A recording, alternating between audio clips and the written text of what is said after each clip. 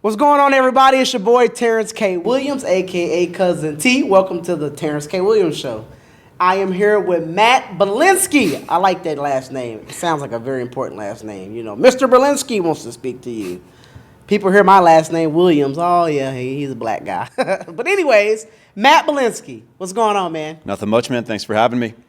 Thank you. So, I've seen you on the internet, Instagram, talking a whole lot of crap, pissing people off in Los Angeles. A few. Is there any, you being a guy, you're from LA, right? Yeah. Born and raised? Yes. Whew.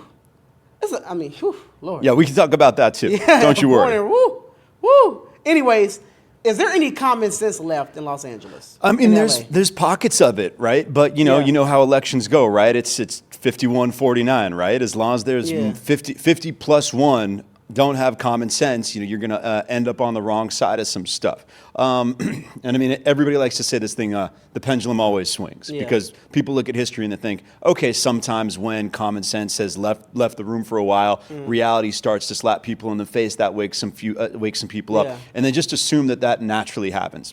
Doesn't naturally happen. Pendulum only swings if you push it. So we've got some people who are pushing it here. Reality over the last 2 to 3 years has slapped some people in the face. So you're getting pockets of it, but here's what people got to remember about LA. Big city. I mean, first off, you got an LA city, LA county thing, right? In terms, you want to talk about voting, right? LA County, biggest county in America, probably bigger than half the countries that you could think of off the top of your head. So you're trying to push back here. You're trying to win a little battle here and there. So it's unfortunately, it's a long slog. So, we've won a couple battles. The war's going to be going on for a while. Yeah. Now, so you said that, when you say, like, I just don't get a lot of people in Los Angeles, because the city is being ran by a bunch of corrupt people who don't give a shit about anybody who lives in the city of LA, don't give a damn about California. Most importantly, not very smart. Look at Gavin Newsome. I mean, just dumb as shit, This is a guy with no common sense. And you know what? He probably do have a little bit of common sense. He just don't use it. Just a touch. He just don't use it. Yeah, well, he knows he doesn't need to use it to fulfill his role. Right? How bad does it have to get for people to actually wake up and realize that they have to stop voting for people like Gavin Newsome, Maxine Waters, Nancy Pelosi? How bad does it have to get? Because it's already bad. Yeah. People can barely live in this damn city. Yeah, I mean, we've had, state of California's had net outward migration, meaning it's, more people have left than have come in 2 times in recorded history. Granted, recorded history for this is only about 100 years. Which 2 years of that? 2021 and 2022. And 2023, I guess we'll see, but the numbers won't look pretty. They certainly wouldn't look, growing up here, I had someone from Florida, from Miami. I was with them a couple weeks ago. They were complaining, I've got all these people coming to Miami now, and they don't respect the local culture and their transplants. I'm saying, you're getting no sympathy from me, okay? Yeah. Where I came from was always a desirable place to live. We had to deal. It was just a given that we had 30,000 people come to where we were living every year, because where we lived was dope and people like to be there, right? Yeah. First time ever that's no longer the case, that people are leaving. So you're not going to get sympathy. Yeah, I always have to deal with it. We've always had people who want to come to California, and you could see it. Even this so-called hurricane that we supposedly just have, that proves the point. The fact that it rained kind of hard in California one day during August made all the news, all the headlines, right? And so we have the best weather. We have a lot of other good stuff that we've built up over decades that makes this a great environment, makes people want to live here. And we've done everything in our power to relinquish that recently, right? This show is sponsored by Noble Gold, the first sponsor to believe in me. Thank you, Noble Gold. Y'all, the US dollar is losing value every single day. It's called inflation. And the Biden administration isn't doing anything about it. They don't care. And from now and through the next election, they still won't care. The current government, the Biden administration, these people can print as much money as they want. That means the value of your dollar and my dollar is in trouble, and so is your future. So make sure you protect the money you already have. People, please protect your money. Invest in Noble Gold. Invest in gold. Gold protects against rising inflation, recession, and will protect your retirement, which is really important.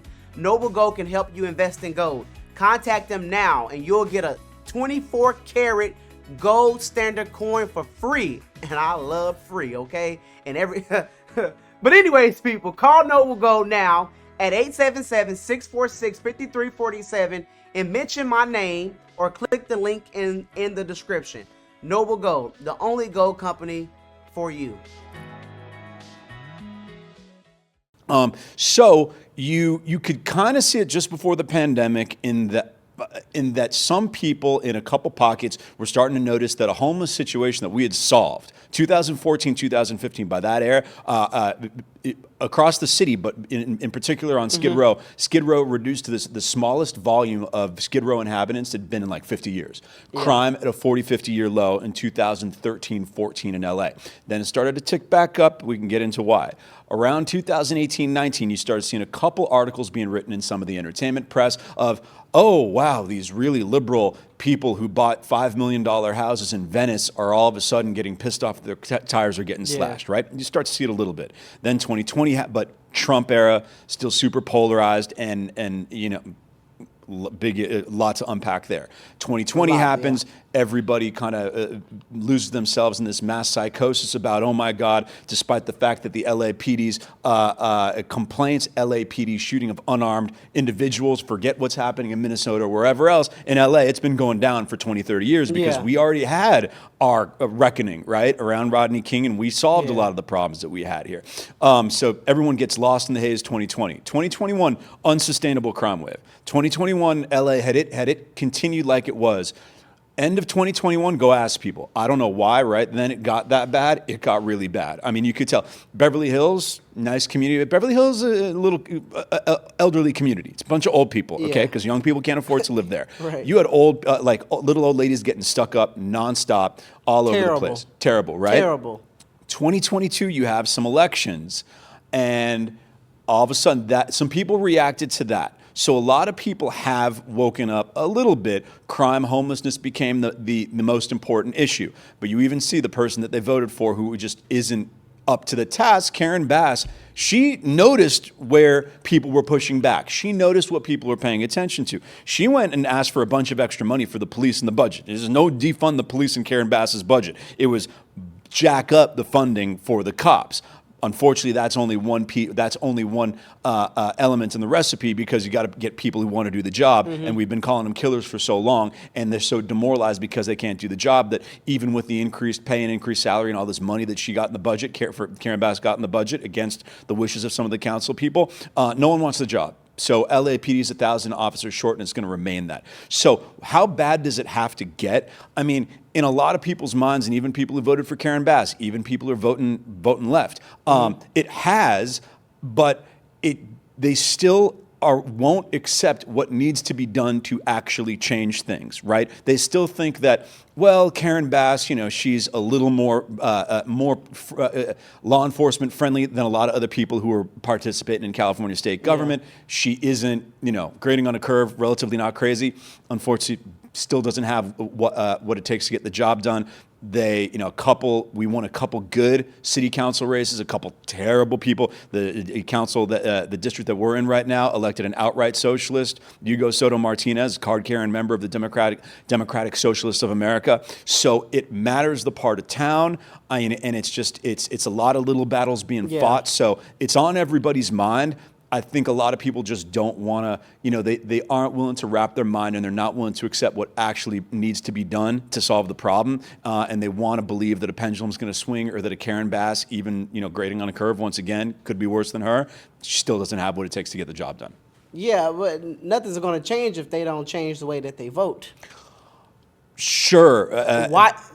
But once again, you could have elected, for instance, who you vote for, they thought they were. Like Karen Bass was saying, hey, we're not going to pretend there's no problem here. There are problems, right? Yeah. She wasn't someone who was saying, we need to defund the police. Crime is a conservative right-wing illusion. There's nothing going wrong. She said, no, there's a lot wrong. I want to increase funding for the police. but XYZ as well. So like they think that they can get away with an interim solution. Got you. Yeah. Yeah, I think got you. Even before the pandemic and people started leaving California, which they coming to Texas and Florida. You go to Florida, don't come to Texas. I'm going to keep saying it. Every time they come up, do not come to Texas. Yeah, but Terrence, I'm going to take the ones that are going to Texas. Trust me, I talk to them. They're the people that I know. Yeah. They're the ones who don't like what's going on here. So I don't know. Look at Austin. Okay. Austin, because Austin's getting okay. So how about this? Podcasters and comedians don't go to Texas because that's who's going to Austin, and they're bringing some of the nonsense from here to Austin. There's people. Yeah, that's true. That is true. You go in a grocery store in Austin, we don't have paper bags. You don't have paper bag. No, we don't have plastic bags. You don't have plastic. So no plastic, but you go down to Houston, Texas, I mean, we love plastic. Yeah. Big plastic town. Big plastic, yeah. Big plastic town. But you leave Los Angeles because you don't like the way that the city is being ran, or you leave California because you don't like the way that the state is being ran. Then you go to Texas or Florida with the same bull crap, and you have the same, like, a lot of stuff that you didn't want to happen over in California, you bring it over to Texas. Yeah, but let's be honest. Once again, that's a small fraction of the people. I'm telling you, like you don't know anybody who knows more people who left California to go to Dallas, Austin, Miami, Scottsdale, and Nashville than I do. You don't know. Trust me, you do not know anybody. Okay. Not a few of them still vote based on bullshit and are bringing some of the California stuff to those territories. Most of the ones are ones, Democrats don't win 99 to 1% in California, right? It's even for a gubernatorial race, it's 65-35. It leaves a lot of people who don't like what's going on here. Rick Russo didn't lose 80 to 20. He lost 54 to 46, right? But there's one. It's categorical. The families that are moving to these states, they are not happy with how California is being ran. They're looking for to be governed another way. Some of the single women are a little, they left LA because they don't think they can find a husband here. So they might go, hey, it's husband time. Let me move to Austin. They're freaking out about the abortion thing. So that's what's driving there. They don't care about anything else, right? And, could talk about a grenade issue, but that's what's governing there. So I think the majority of the Californians leaving to go to these places, they're not, Beto O'Rourke fans, right? I mean, they don't they're trying to get away. They text me all the time. I can't tell. There are a few. Don't get me wrong. There are a few that are still bringing. Yeah. Y'all didn't like the way the Democrats ran California. Don't come to Texas voting damn blue. Vote red. Show some respect for why the communities that you've moved to are providing a better quality of life than the one that you left. Yes, absolutely. Or take your ass back to California, where you came from. Go back. Yeah, or even to Portland. We don't play that in Texas. No, go back. Go to Portland. Okay, I don't need you here. Yeah, go to Portland. Go somewhere. Go anywhere but Texas. Anywhere but Texas. So Matt, so tell us more about you. Mm-hmm. Because I know a lot of people watching. Sure. I'm first and foremost an attorney. We're a business attorney working with, mostly startups, a lot of online brands, digital media, entrepreneurs, things like that. I've always been pretty vocal just in talking about, I'd say politics is one subcategory, more just like media, culture, trying to get my arms around what's going on in front of me, right? Right. But that did lead to me, during the Trump era before the pandemic being I wasn't really that conservative, but I was like, oh, wait, there's an entire media apparatus being formed here strictly to essentially manipulate the truth of the facts or the narratives in response to Donald Trump, who I have my criticisms of, but I know that the media is lying about him, right? Yeah. So I got a little more vocal about that in terms of trying to analyze how the media works. How's the media, fake news? How? What are their tactics? What are they doing? Yeah. Some people, 2015, 16, Matt, you're exaggerating. Oh, what are you talking about? 2018, 2019. Oh, all right. Some of these things that you said were going to become big problems have now materialized into big problems. Then the pandemic hits. All of a sudden, the skills that I've developed doing that become very desirable. And a lot of people start looking, oh, shit, Matt, you were right about a lot of this stuff, right? And so during the pandemic, I kind of became a source for analyzing news, COVID stuff around, how the media was framing it, how the media was manipulating a lot of the discourse around COVID. And, a lot of people are like, hey, I don't go to CNN anymore, Matt. Like, what do you think about this, you know? And so just, launched a podcast off of that called The Prevailing Narrative. And so, I'm still an attorney and working with all those clients that, types of clients that I just discussed, but also, a bit of a news curator and commentator on what's going on. Okay, so when you started speaking out, and because I saw you on Fox, how, did any of your clients get mad? Like, oh, Matt, what the hell is going on? Yeah. Matt, how dare you? Matt, how dare you think for yourself, Matt? Matt, how dare you not be a sheep, Matt? Yeah. And listen, hey, there are a few. I mean, everyone's like, hey, have you lost friends? I'm like, yeah, ones that I got rid of. Right? Yeah. And there's a couple of those. Yeah. But, I'm sure that there are, I'm now known definitely as a polarizing person in this town, but a lot of people also say like, wow, like I thought you would get a lot more pushback than what you're getting. And here's the thing is like, if you come with the facts and you show that you are actually thinking about something, that you're not just playing the team game, right, and like, oh, okay, I want to show, there's some other people like trying to show, hey, I'm the LA conservative. I'm like, right. I'm not, that's not just what I'm trying to do, man. I don't care. Okay. A couple candidates last year that I raised money for, a couple of them won, a couple of them were Democrats. Okay. If I thought they had the best chance to win and they weren't crazy, I raised money for them. I don't care. So, there's definitely a couple, corporations, like big corporations, I'm probably a little too toxic for, because you don't want to have to deal with HR. And that's actually very evident about how things work generally.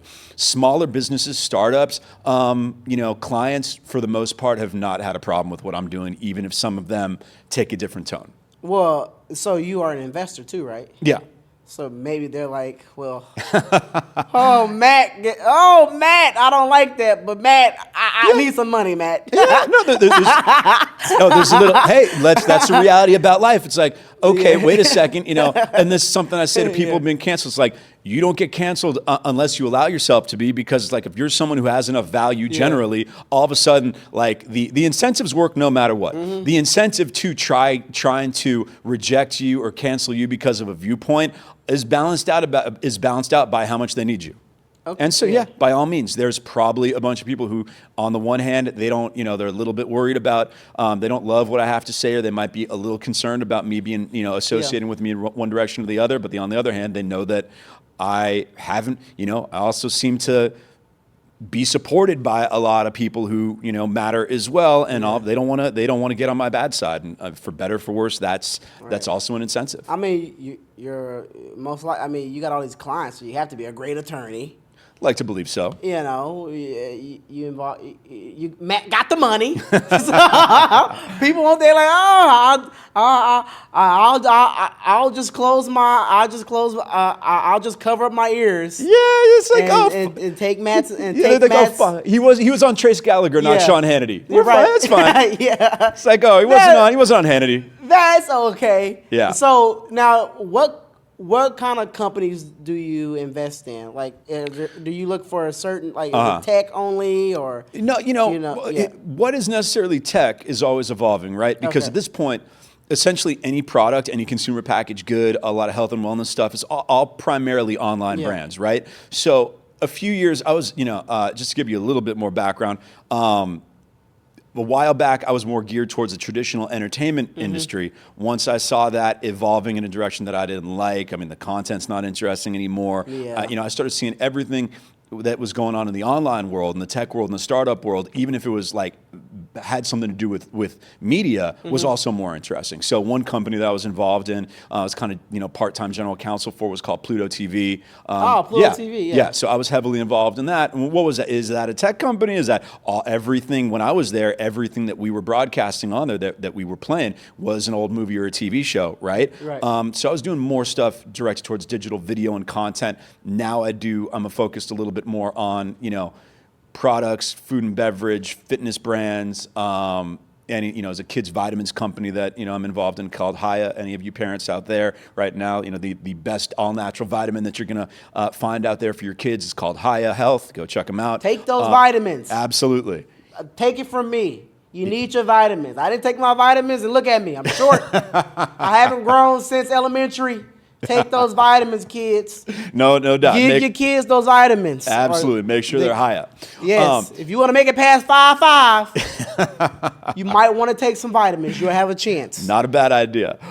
So a lot more of that type of stuff. But, you know, the cool thing about LA is it's not that corporate. Like New York, very corporate. Big. If you're in New York, the chances that you're making money, the chances are that you're making money through a big investment fund, a big bank, a big company, higher.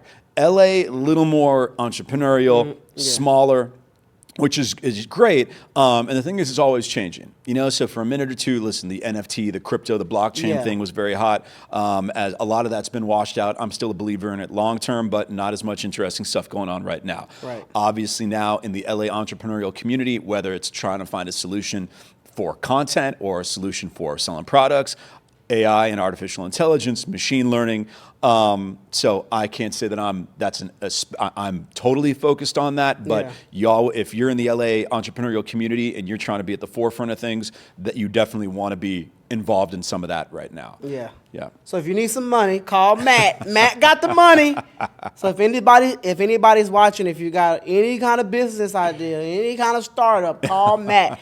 Don't call me. Call Matt. Matt got the money. I'm gonna talk to Matt about my pancakes. We're gonna have to see if Matt. We can talk about some pancakes. We need to talk about these pancakes. Yeah, those Bilinsky pancakes. Because Matt got the new money. line. Yeah. Not investment or legal advice, but we can talk about pancakes. Yes. And Matt said, you know, and I just want to mention this, okay? I don't want people to try this at home.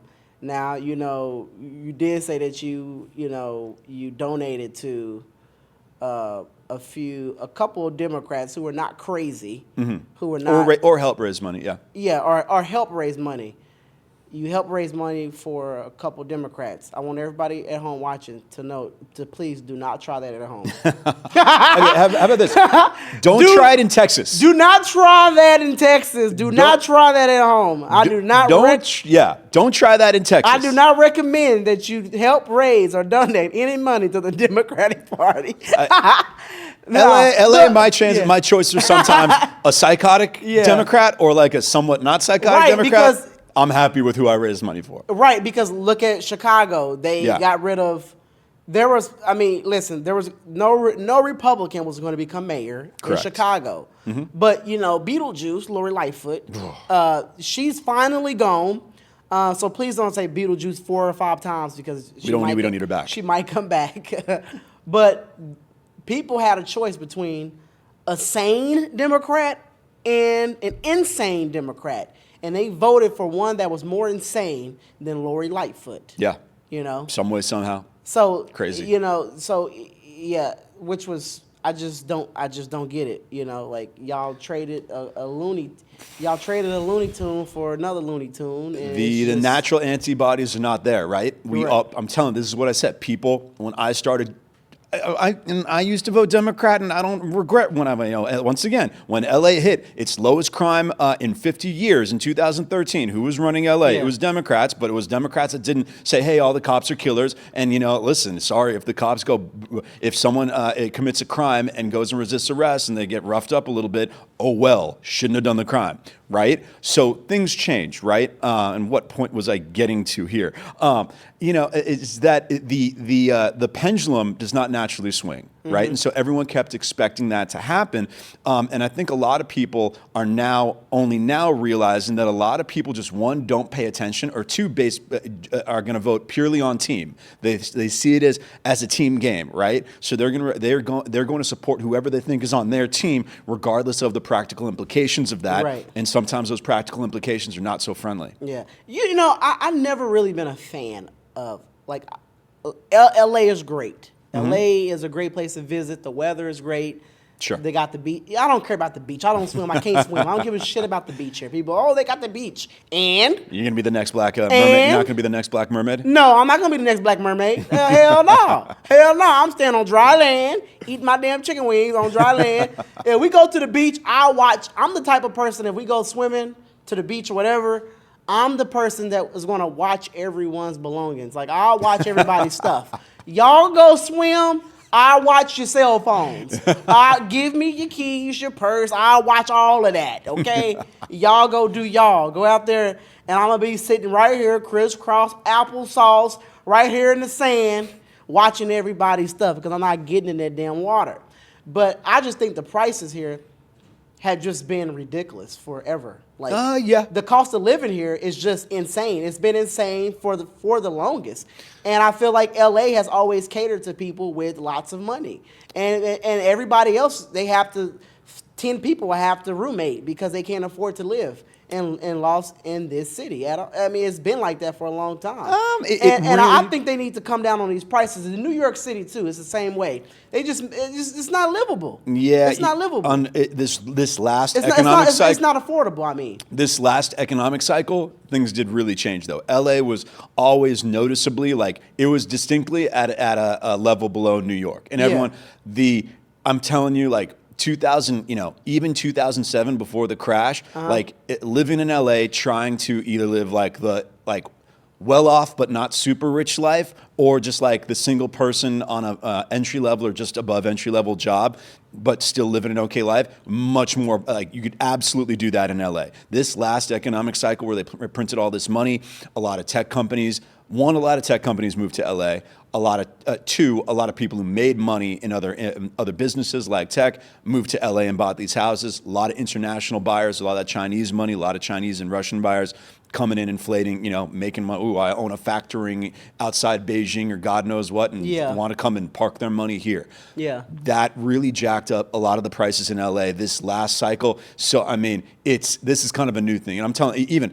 I grew up, I grew up one of the, towards the low end of a very wealthy community.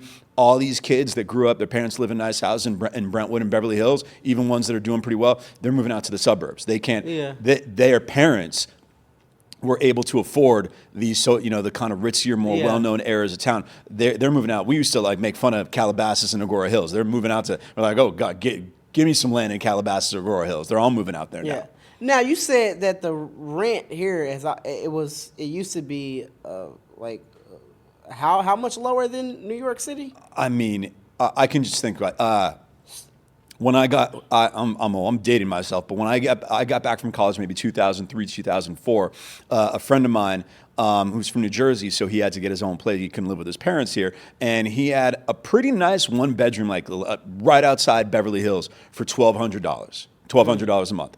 At that time, I had friends. How big was it? Huh? How big? No, it was fine. It was 1,100 square feet, 1,200 square feet. It wasn't maybe 1,000. I mean, probably a little over 1,000. I'm telling you, I had my friends who moved to New York. They were all boxed up, 3 to a 2 bedroom, 2 to a 1 bedroom, that type of thing. I didn't see it. LA really, this last economic cycle has gotten more expensive and into the caliber of New York, London, and San Francisco. And here's the other thing.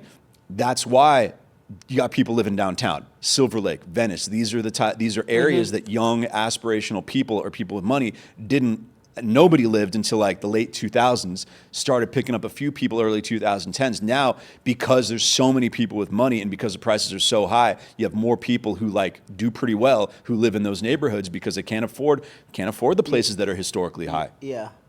I mean, listen, I think what a lot of people, because a lot of people have been moving to Texas because, not just because of the way that the city is being ran, because of taxes. Sure. And a lot of people here who can't afford a $10 million house, they're going to Texas and Florida. They're getting the same size for $3 million. Yeah, absolutely. Or $4 million. So, and I do think that the city of LA has catered to those people for a very long time.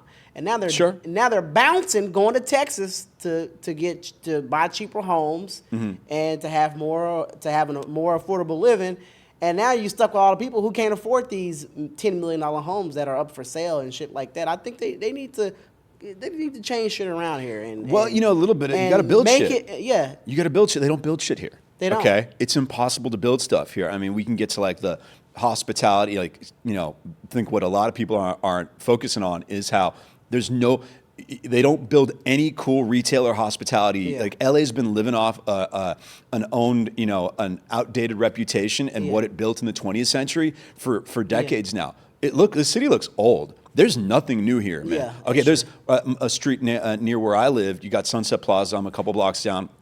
The street with the Viper Room. Yeah. The street with the Viper Room is a bunch of boxes. Right. It looks like 1970, and I'm sorry, like that's not charming. That's not great. It's kind of gives us a feel of like LA's golden era and the rock and roll golden era. Like I don't give a fuck. Like preservationist Allison Moreno. I don't care that some rock star did coke off your tits at the Viper Room in 1992. That's cool and all. We need to knock the thing down and build something that looks like it's in the 21st century. Right. They don't build anything here anymore. Just recently, and I mean it's not dead yet. They're about like. Do you stay at a hotel here? Yeah. What hotel do you stay at? I don't want to say. Okay. Fair enough. But if you go look, the hotels here are not good. Yeah. Right? The Godfrey.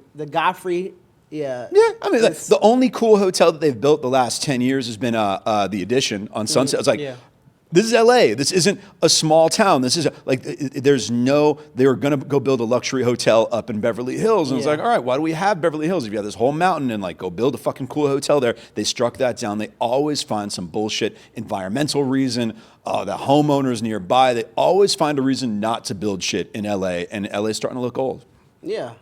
It's becoming overrated. I think a lot of people are realizing that too.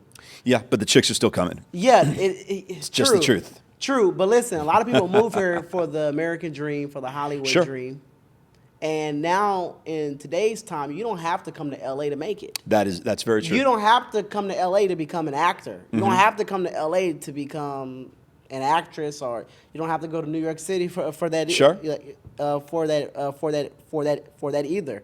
And a lot of people are realizing that, and I think a lot of people moved here with the hopes of becoming famous. Swingers, now, right? Yeah, the guys from Swingers, right? Like those were, young guys with big dreams who didn't mind, like, I'm going to come from New York, and if I want to go make it in Hollywood, I got to go live in a garbage dump they probably paid $650 a month off Yucca in 1997. And, you still have a few people doing that, but that story, that narrative, that like trope, that's kind of dead. And yeah, you got a lot of the kids who do move here, they move here after they get discovered somewhere else, and they're putting themselves on camera, they make a few bucks, and then they come here. And a lot of houses also right now are being inflated by TikTokers and OnlyFans people who made money. And for real. I know a bunch of OnlyFans. I didn't know this many models 20 years ago that had this amount of money to go buy a $2-3 million house. I know a lot of OnlyFans girls that do. You do? I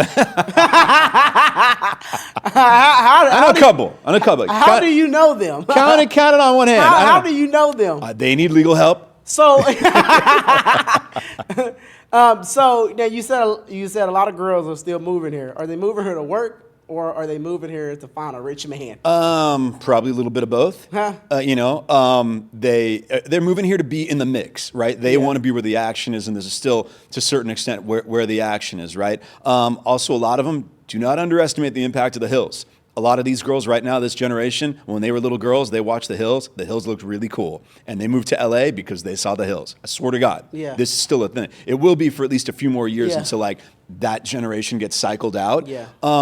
So, you're still like the brands here. If you're a model, like the e-com, a lot of those are here, and the big houses with cool parties, and it's still for the most part, here. So it's like LA's got a lot of problems, but it already had so many natural advantages. It already is starting from such a high point that you're still going to get like the most ambitious, best-looking person from their town, even if they already had 40,000.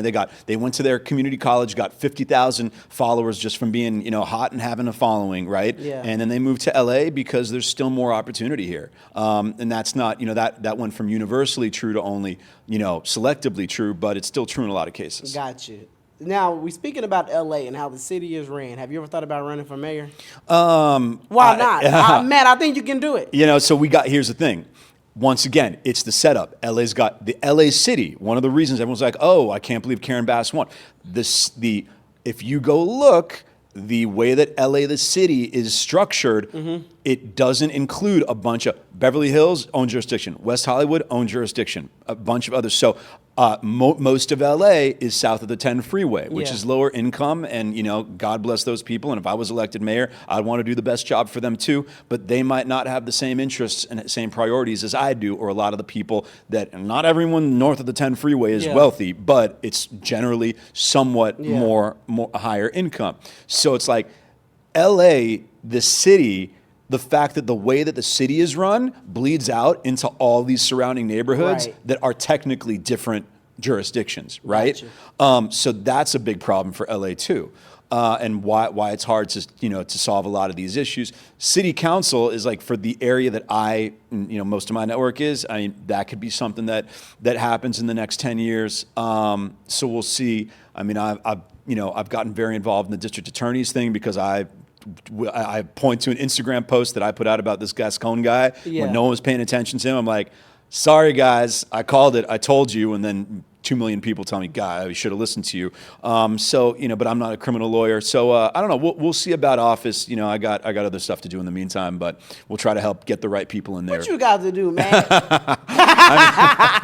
I mean, what you got to do, man? Act a fool on the internet, talk some shit. I was like, wait a second, I gotta go. You got other stuff to do. We need Matt to fix LA. Matt, okay, let's say you did run for mayor. Mm-hmm. What are a few things you would fix? How would you fix LA? Got it. One, you got to get rid of Prop 47, which was the law that, authored by George Gascon, the DA, that decriminalized theft under 950 and a bunch of other items. I would, essentially get rid. I would do a complete audit of of all groups that are making money are being paid based off any homeless solution. So anytime anyone who's getting paid to solve the homeless issue, if you're not showing value, like not just a little value, value in excess of what you're being paid, get rid of them right away. In terms of like the one thing, here's the thing. Once again with the cop thing.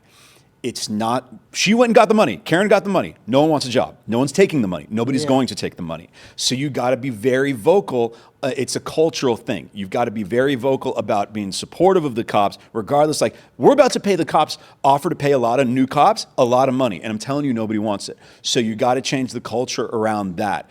And then, I would go and look at developers, like developers who are trying to develop cool projects who are being held back. I mean, if you can really find, if it's real environmental damage, by all means, if someone's being irresponsible with the environment, anything that is not being completely irresponsible with the environment, the whole idea of like, we need to preserve what LA looked like 50 years ago, out the fucking window. Unless if it's something like, for instance, one thing that should have been saved, the House of Blues, because the House of Blues look cool. Right? They're trying to save all this stuff that doesn't look cool because, it preserves the feel and the legacy and all this. It's like, no, if it can't stand on its own 2 feet as something interesting, it's got to go. So those are the first few things that I would start getting into. Pretty interesting. Now, have you been encouraging your LA friends to speak out? Absolutely. And I mean, part of what I'm trying to show them, because here's the thing. I'm both someone who is vocal, so I have to deal with like, all right, what's my strategy not to get canceled or whatever. Yeah. I also advise other people, clients. I have clients that get in controversies, come to me like, what do you think I should do? Yeah. And I tell them, 99 times out of 100, you're tiptoeing, you're walking on eggshells when you don't need to. Yeah. And then as long as like, here's how this whole cancellation thing works, right? You see someone gets in a controversy. Yeah. One website publishes an article on that controversy. Then 50 other because this is how the internet works and digital news works these days. 50 other websites then go print essentially the same article based on that and pump it all out because that's how they're trying to get in the search engines. They're trying to get discovered. They're trying to get stuff shareable. So for about 2-3 days, your life's going to be miserable. After that, everybody moves on. All those results that were in the top Google searches were on like all over social media, those get pushed down and the next story gets in that cycle and all of a sudden everyone forgot about you. So I'm trying to explain to a lot of clients, a lot of people is, if you're so worried that you're going to get in that news cycle, that you're going to get attacked, you got to remember everyone's moving on at most a week. everybody's moving on in a few days. I assure you, not just because people don't have high attention spans. The internet and how news is created and disseminated literally is structured that way. It's literally structured to pump, pump, pump based on keywords and all these you see. Go search anyone's name right now or any topic on Google News. You're going to see this. It comes up about 8 articles at the top that are pretty much all the same article, right? They all wrote it based on this. They all just wrote the same article, right?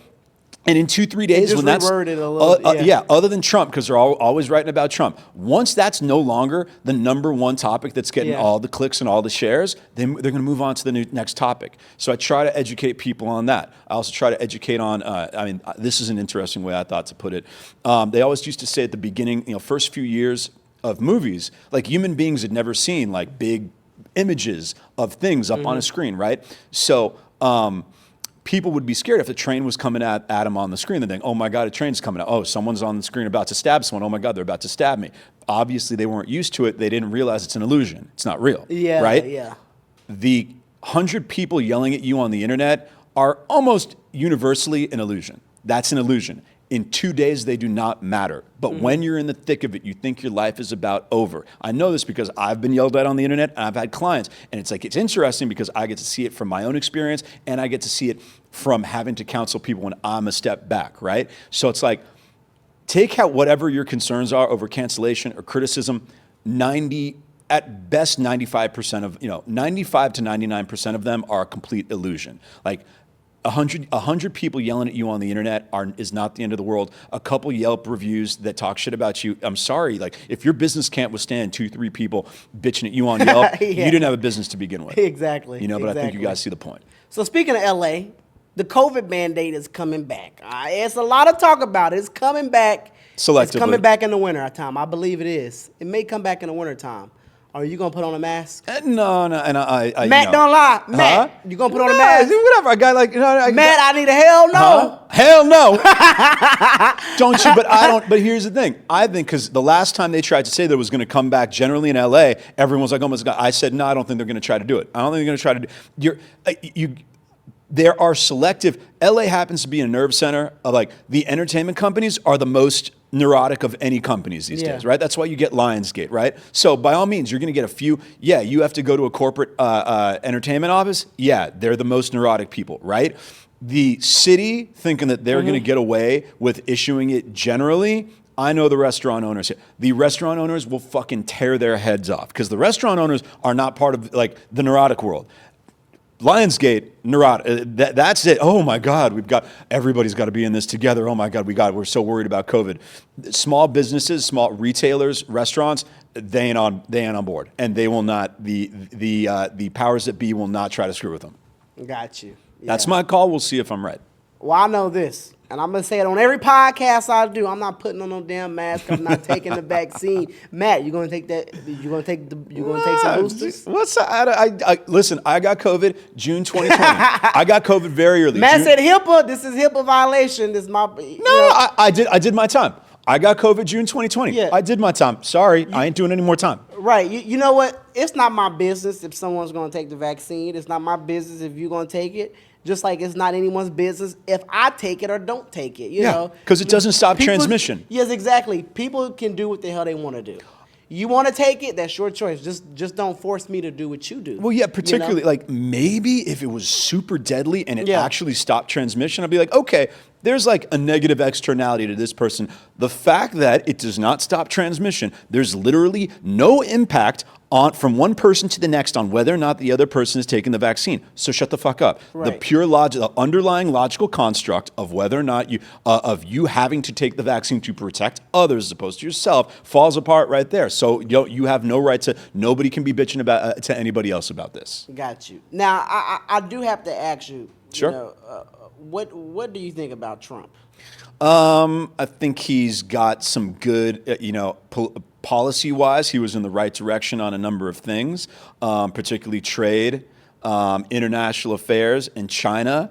I think he's been lied about by the media a lot. I also think he's immature and reckless and trips over his own feet a lot. And I don't like the fact that he requires that you kiss his ass. And Sorry. I love my Donald Trump. But that's your opinion about him. But Yeah, I mean, sorry, I demand more out of him. Sorry. Yeah. I know, I get it. They fabricated a bunch of shit about. Trust me, I was talking about it in the media. I was like, I was watching the good people on both sides conference. That once again, I have no dog in this hunt. I'm here for whether he does a good job or he doesn't do a good job. Like other people hate Donald Trump because of a fabricated sense that he's racist or sexist. I think that's complete. That's an illusion. Right. I was not happy with Donald Trump because he promised a big infrastructure bill and didn't deliver on it. Gotcha. I think that's a lot more reasonable reason to but I'm sitting there and literally I watched him say that, hey, I obviously disavow the white supremacists or whatnot. He's trying to have a conversation. And literally the second that press conference was over, they spun complete lies about him. Right. So I acknowledge that they did that a lot. But sorry, man, I'm not going to excuse a number of his mistakes just because he has unscrupulous enemies who I don't like either. Right. I got you.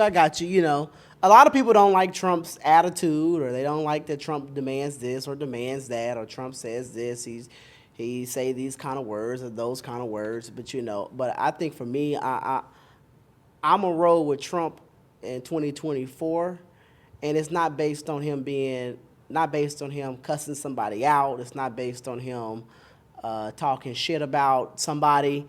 It's because I know what he can do for the country. His policies are, excuse my language, but fucking great. So I mean, So I think a lot of people would. I think there would be a big turnaround in this country if he does win. And I know a lot of people who didn't vote for him. They said they were making a whole lot of money when Trump was in office. And these people didn't vote for Trump. But they say, oh, I got to get him back. And a lot of people and these are people who are not investors and big time real estate moguls. These are just your average Americans. There was he had planned that, and that's what I defended him on. I defended that. I thought he had good trade policies that helped the working class a lot, and that's where I think a lot of people didn't give him enough credit. Got you. Yeah, most definitely. Well, Matt, is there anything that you would like the audience to know? Any of these investments you're working on? No, by all means, startup companies. You know anybody to go to www.vitamin.com? I always tell for our lovely parents out there, since we mentioned Haya, that I think that's something that would really be, appealing to a lot of them. But beyond that, interesting stuff pops up all the time. But I do have a podcast called The Prevailing Narrative available, wherever you get your podcasts. So if you want to hear me expound on these topics, hope to, of course, have Terrence on, whenever most definitely. No doubt. Whenever the opportunity arises. And it's just great chatting with you, man. Thank you. Now, is there anywhere somebody can go if they want to pitch you a business idea? Hit me, the lawyer thing, all lawyers have publicly available information, so you can find that. Social media, Instagram or Twitter, primarily MATTBILINSKY. Throw a DM. You got anything interesting? Let's talk. Yep. And everybody has an interesting idea. These days. That's why I giggled. LA, everybody had a script. Yeah. Now everybody's got a script. Because I know people are going to come with some crazy ideas. Ooh, hey, Matt, let's come up with a burger place called, I'm like the king of making burgers. Let's come up with a place called Burger King. Well, it's already a Burger King. Yeah, for real? We need a reimagining of Burger King. Yeah. That's it. Well, Matt, thank you for coming on, man. Absolutely, man. Thank you for having me. Thank you. No doubt. Great.